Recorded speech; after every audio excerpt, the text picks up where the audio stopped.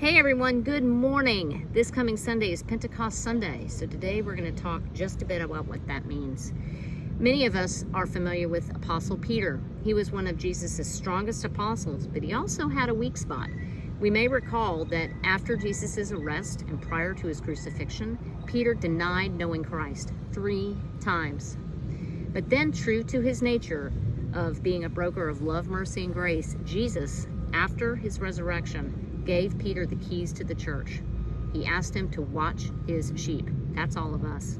Peter preached to 3,000 people, and those people were the base of the Christian church, the church we have today.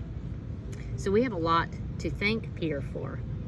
There's a poem I want to share with you today by a poet named Kate Bowler. It is entitled, "For When You Need a Second to Think It Over," and it really talks about doubt. And Peter, out of all the apostles, certainly exhibited his doubts by denying Christ 3 times. And I'm sure after Christ gave him the keys to the church and asked him to watch his sheep after Jesus ascended into heaven, he might have had a moment of doubt then too, because that's a big request. That's a big responsibility. So here's the poem. Blessed are you who don't have all the right answers. You who realize that I don't know is the best response and posture for now. You who lean in, unafraid to learn and change and be wrong along the way. Blessed are you, stretched and pressed and pulled by the uncertainty, deciding to not stay the same because we are not who we were. We have been pulled into the unknown without our permission, but the challenge is the same: reveal truth and love in the midst of seeming chaos. Blessed are you who realize that community can help see truth more fully, even if your chin has to be turned gently toward it. Being fragile amid a world of hammers takes courage.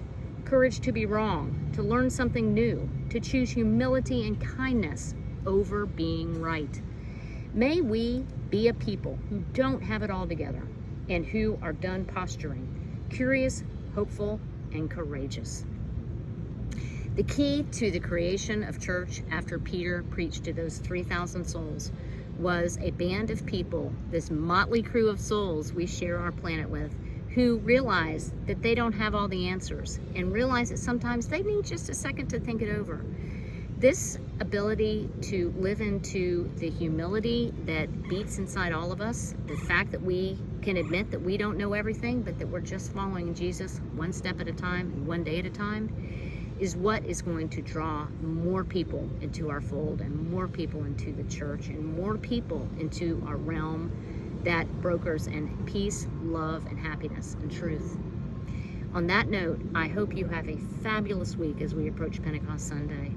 Remember that it's okay not to have all the answers. It's okay to be human, and remember that you are a child of God and loved exactly for who you are and what you are.